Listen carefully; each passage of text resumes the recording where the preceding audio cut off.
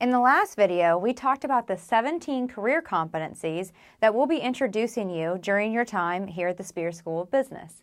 Now, 17 competencies, though, is a lot of competencies, and there's no way that we can throw all 17 at you this semester. So this semester in 2111, we're only going to focus on 6 of the career competencies. In this video today, we're going to start with the first competency, ensures accountability. Now, this class should not be your hardest class. In fact, this class was designed to be one that helps you with your career readiness and your professional development. So this is not a hard class to pass or even to get an A in. However, it does require that you stay up to date on all the videos, the readings in your book, and staying current on the readings on the specific competencies, and also just keeping up with the course and turning in things in on time. So ensures accountability is the perfect competency to start with this semester to help you understand more about what are some tools and resources that you can use to help accomplish any goals that you've set for yourself this semester. Let's start by taking a look at the definition of ensures accountability. Ensuring accountability is holding yourself and others accountable to meet commitments. That's it. It's holding myself accountable. It's also helping to hold other people accountable as well, especially if they ask me to hold them accountable, and we'll talk more about that here in just a little bit. If you are not good at this competency, so let's say this is a competency that I am less skilled in, then I may fail to accept my fair share of personal responsibility. I may play the blame game at times. I may gather little information about how things are going. I may not ask for feedback because, well, I know that I'm not giving it my all, and so I'm just going to play it safe and keep doing what I'm doing, right? I may also provide inadequate feedback. So I'm failing to help others adjust, their course midstream. So I'm not giving them that feedback to say, hey, I don't think this approach is being effective. I think you need to try something else. Another way that I may not be very skilled in this competency is if I prefer to be one of many accountable for an assignment, right? So I don't want to be the sole person accountable, but put me on a team project, right? And I'm going to sit back and I'm going to take credit for the project because I know that it's a group effort, even though I may not be giving it my personal best. So these are all examples of if this is a competency that you struggle with, some of these things may sound familiar to you. Now let's say this is a competency that I'm pretty good at. Well, that means that I follow through on commitments and I make sure that other people do the same. I act with a clear sense of ownership. I know what's in my scope of responsibility and what's not. I take personal responsibility for decisions, actions, and failures. I own my mistakes and understand and recognize when those things happen. I establish clear responsibilities and processes for monitoring work and measuring results. So if I'm working on a team project, I know exactly what good looks like and how to do something different if we're not achieving our goals. If I'm good at this competency, I'm also going to design feedback loops into my work. Design feedback loops throughout the process. So how do I know if I'm on track? How do I know if I'm meeting my goals? So designing those feedback loops to make sure that I'm on track. Now let's say this is a competency that you're really good at. So people who are talented in this competency, they assume responsibility for the outcomes of others at times. They're going to fall on the sword for the team and say, you know what, I'm going to take the blame for this and we're going to go back and we're going to fix this. Promotes a sense of urgency and establishes and enforces individual accountability in a team.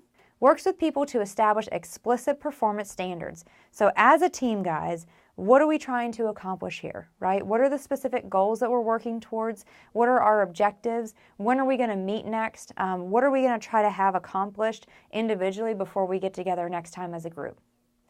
You're completely on top of what is going on and you know where things stand within a specific project or assignment. And you provide balanced feedback at the most critical times. So even when it's hard to hear that feedback or you may worry about, hurting someone's feelings, you're able to deliver feedback in a way that gets your point across and delivers that critical feedback to that person. So again, understanding where you're at when it comes to accountability for yourself and also holding others accountable. You may be really good at holding yourself accountable. You may not be so good at speaking up and helping hold other people accountable. So that can be something that you can work in. This competency, just like all of the 17 competencies that we'll talk about throughout your entire academic career, are competencies that you can work to develop if it's not a strength of yours today. Okay, So let's talk about possible causes of lower skill. So let's say that this is a competency that you're not that good at. Well, there's a few things or reasons why that might be. Number one, you may not be setting goals. You may not be goal-oriented. So you're not staying on track with things because you're not setting those goals, and so you don't know where you stand. You may be afraid of making a mistake. You could lack commitment or have a narrow comfort zone. You may be unsure of even how to measure performance. How do I know if I'm doing a good job? So these are all common things that could fall into why this is a competency that you may struggle with. These are all examples in your book that you can find inside of your career competency guide. So let's talk about some ways to help boost your accountability. It's the beginning of the semester. Hopefully you have some goals or you're working on some goals. Maybe you're taking a really difficult class and you want to try your best to get an A in that class. Let's talk about 4 different ways that you can help increase and boost your accountability. Number 1 is written accountability. By far, having a goal and writing it down, whether that's in your mortarboard or some sort of daily planner or weekly planner, but having one place where you go and you write down your goals, you write down your tasks, the things that you want to accomplish on a daily, weekly, and monthly basis. Next is scheduled accountability. Let's say I have a really important accounting exam this Friday. I want to make sure that I block off 3 hours every single day this week to help study for that. I'm actually going to go in and find time each day and say, okay, on Monday, I'm going to study from 1 p.m. to 4 p.m. On Tuesday, I'm going to study after work, so I'm going to study from 6 p.m. to 9 p.m., and so on and so forth. You're actually blocking and scheduling that time that you're going to work on these tasks. The next option is having an accountability partner. This could be a roommate, it could be a friend of yours, it could be another student, it could be a parent, it could be someone that you go to and say, hey, I set this goal for myself. I really need someone to help hold me accountable to accomplish this goal. So if it's a roommate and you say, I want to make sure I'm going to study 3 hours a day this week for this exam that's coming up, that roommate can say, hey, Abby, I noticed that you've been watching Netflix for the past 2 hours and you haven't started studying yet. When are you going to start studying? You give someone permission to be that accountability partner, and it can be really helpful. The last one is something called daily questions. And this is a concept that I got from a man by the name of Marshall Goldsmith. He's an executive coach, and he has a book called Triggers, and it's creating behavior that lasts. So becoming the person that you want to be. And he talks about having these daily questions. I use daily questions, and I'm going to get my phone and show them to you. I use an app called Grid Diary that you can see here. And Grid Diary, it's a great app to help journal or document any type of daily questions that you want. So let's take a look at a few of mine. So one daily question that I have is, did I establish a daily intention?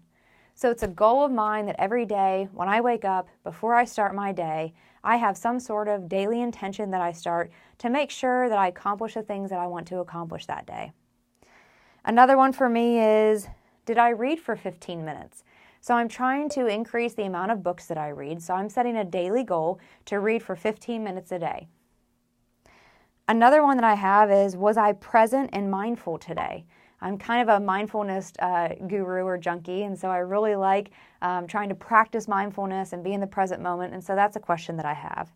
And let's see, another one that I have is, what did I do to help others today? So these are questions that I have in my phone using the Grid Diary app, and I look at these every day, and I sometimes fail, and I'll forget to look at them at the end of the day, but this is something that I try to do every single day. These daily questions, they stick with me, they don't change. I might update them every few months, but for the most part, they stay the same. So those are the 4 ways that you can really help boost your accountability. So we talked about written accountability, scheduled accountability, having an accountability partner, and establishing daily questions, something that will hold you accountable at the end of the day to say, did I meet my goals? Did I eat healthy? Did I go to the Colvin? Did I do those things that are working towards my goals?